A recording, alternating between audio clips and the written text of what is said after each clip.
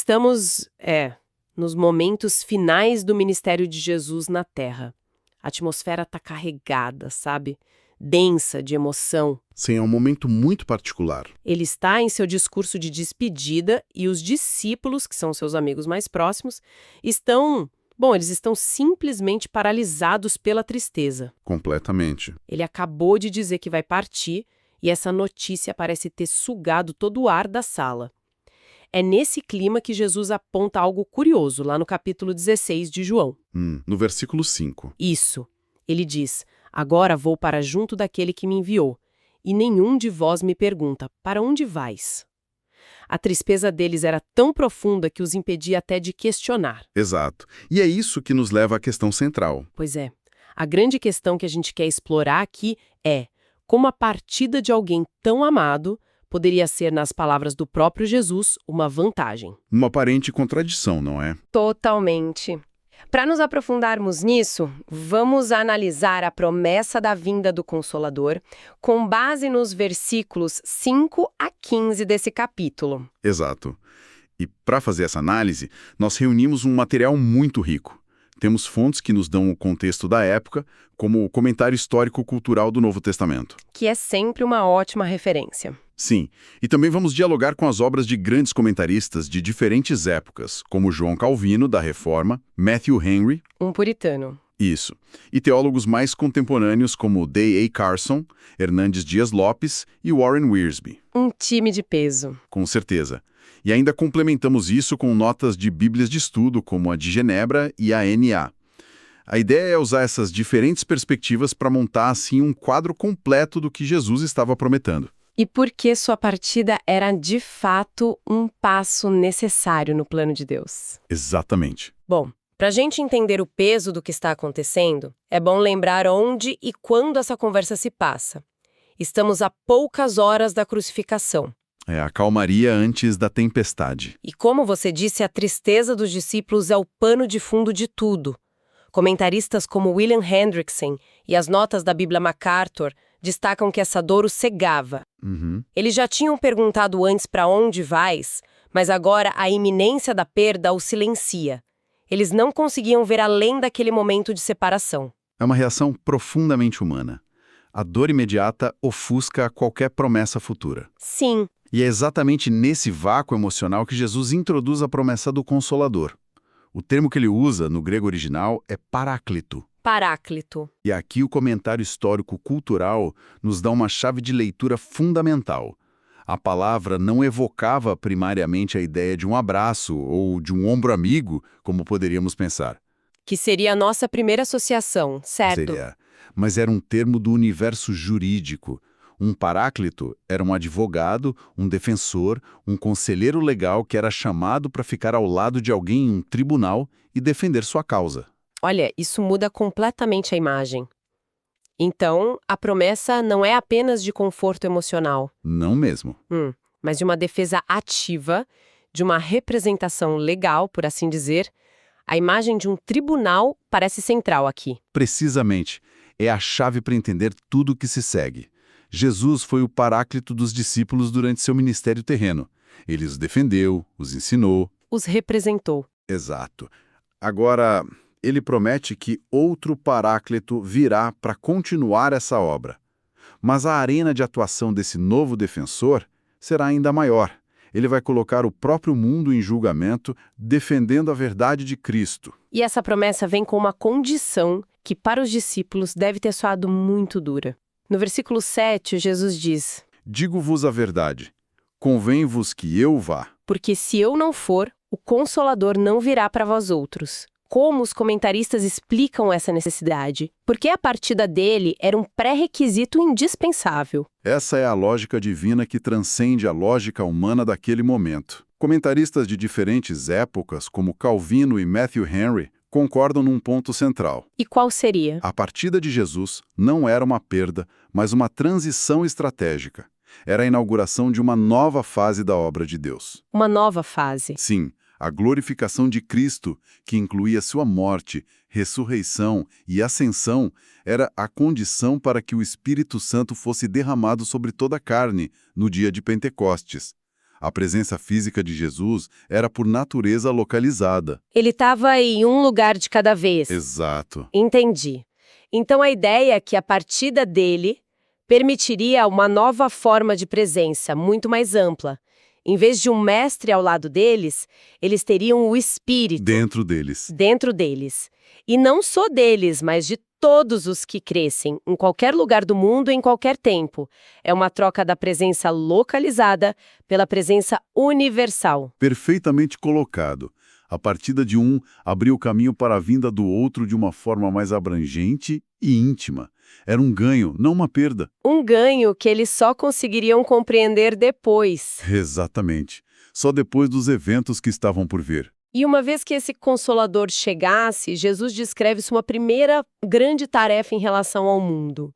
Ele diz que o Espírito convencerá o mundo do pecado, da justiça e do juízo. Uhum. A palavra convencer parece central aqui. Ela soa mais forte do que uma simples persuasão, não? Sim, é muito mais forte. E a análise de D.A. Carson sobre o termo grego elencho é fundamental. Elencho. Isso. A palavra não significa apenas persuadir gentilmente. Significa expor, refutar, apresentar uma acusação irrefutável, trazer à luz algo que estava oculto. Como um promotor em um tribunal. É a imagem perfeita. É o trabalho de um promotor que apresenta as evidências de forma tão clara que a culpa se torna inegável. O Espírito Santo, nesse sentido, age como um promotor divino que processa o mundo, expondo sua real condição diante de Deus. E ele faz isso em 3 acusações principais. Ok, vamos olhar para a primeira acusação que o texto menciona, a do pecado. O versículo 9 é muito específico. Do pecado, porque não creem em mim. E essa especificidade é tudo. Geralmente, a gente pensa em pecado como uma longa lista de coisas erradas que fazemos. Por que Jesus resume tudo à incredulidade nele? Essa é uma visão que unifica o pensamento dos comentaristas, desde o comentário histórico-cultural até o Hernandes Dias Lopes. O Espírito não vem para apontar cada falha moral individual, embora isso também faça parte da sua obra. Certo. Ele vai à raiz, ao pecado fundamental do qual todos os outros brotam, a rejeição de Jesus como Filho de Deus, o único Salvador. A incredulidade. É a incredulidade que mantém a pessoa separada de Deus. O Espírito expõe ao mundo que seu maior crime não é o que ele fez, mas em quem ele se recusou a crer. É a fonte de toda a rebelião. Nossa, isso é muito profundo. Desloca o foco de um comportamento para um relacionamento. Exatamente. A questão central é a posição de alguém em relação a Cristo. E a segunda acusação, a da justiça. A prova que Jesus apresenta é ainda mais intrigante. Sim, é um paradoxo. Da justiça, porque eu vou para o Pai e não me vereis mais. Como a ausência dele prova a sua justiça. À primeira vista parece o contrário. É um paradoxo poderoso, não é? A lógica humana diria que a presença dele provaria sua justiça. Mas aqui a lógica é divina. Pense no veredito do mundo. Ele foi condenado. Sim, líderes religiosos e autoridades romanas o condenaram como um criminoso, um blasfemo, um rebelde. Ele foi executado como um injusto. Certo. A ressurreição e, de forma culminante, a sua ascensão para a destra do Pai são a anulação desse veredito. É o próprio Deus Pai declarando publicamente: "Este é meu Filho amado, ele é perfeitamente justo e sua obra foi aceita." Então, é como se o tribunal do céu revertesse a decisão do tribunal da terra. A sua recepção gloriosa no céu é a prova definitiva de que o julgamento terrestre estava errado. E que ele era, de fato, o justo. Perfeitamente colocado. A exaltação de Jesus refuta a condenação do mundo. O Espírito Santo vem para anunciar essa vindicação.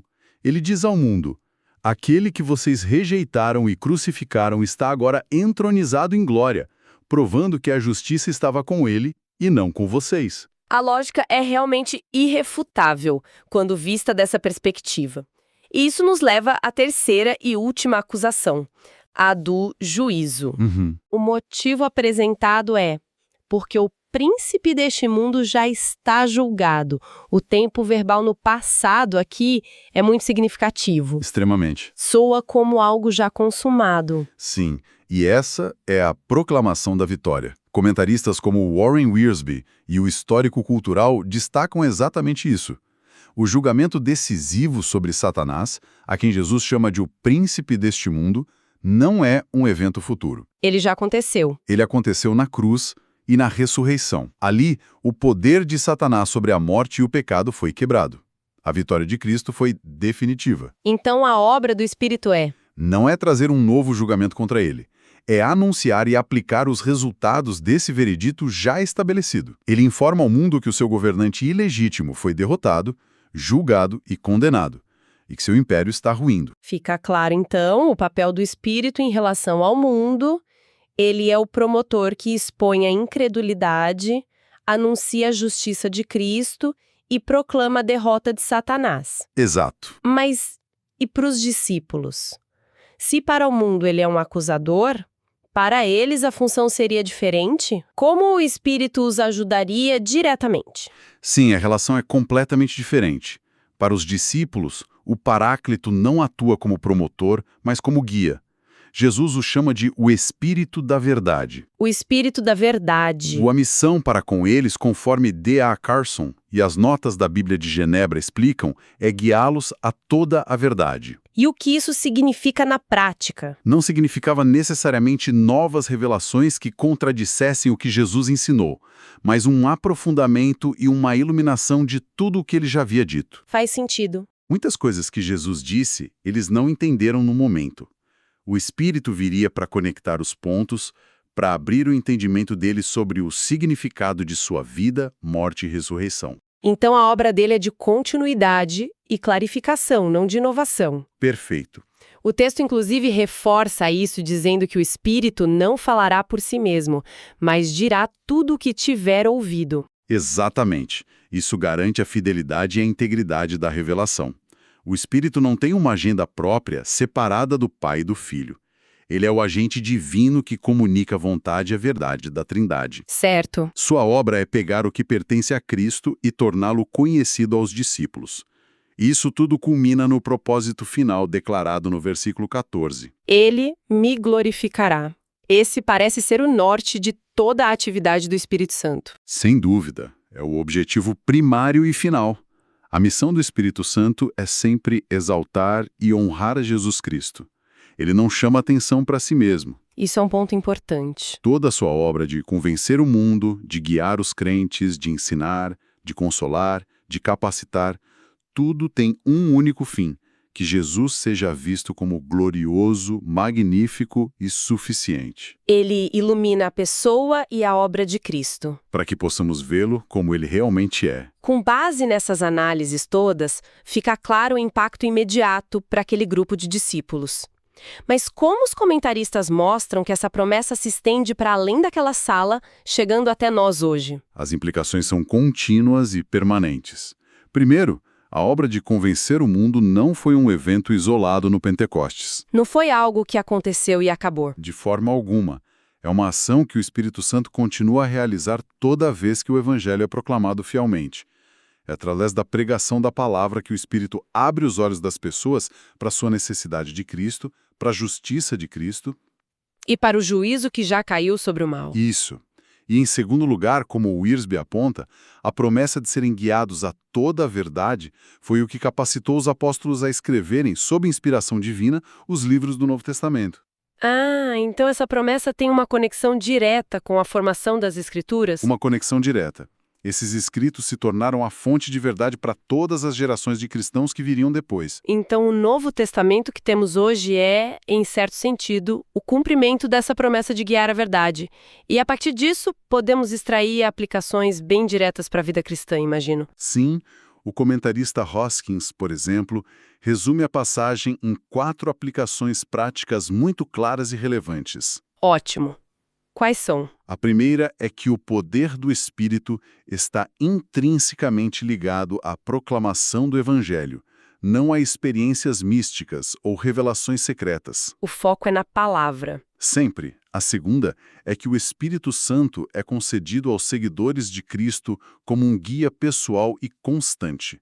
Não estamos sozinhos na jornada. Isso é muito encorajador. Terceiro, isso é um ponto de verificação crucial. A direção do Espírito sempre estará em perfeita harmonia com os ensinamentos de Jesus registrados nas Escrituras. Ele nunca contradirá a palavra que ele mesmo inspirou. Um ponto de segurança importante. E por fim, A quarta aplicação é que seguir a liderança do Espírito Santo sempre resultará em honra e glória para Jesus Cristo. Esse é o teste final de qualquer suposta obra do Espírito. Bom, recapitulando nossa conversa, a ideia central que emerge é realmente transformadora. A tristeza dos discípulos, que era tão real e compreensível, estava, na verdade, abrindo o caminho para uma vantagem espiritual sem precedentes. Uma vantagem que eles não podiam enxergar. A partida física de Jesus, embora dolorosa, era condição para a vinda do Consolador, o Paráclito, e a missão desse Consolador é dupla. Exato. Para o mundo, ele age como um promotor divino, expondo a incredulidade e anunciando o veredito de Deus. Para os crentes, ele age como um guia divino, conduzindo-os à verdade e, acima de tudo, glorificando a Cristo.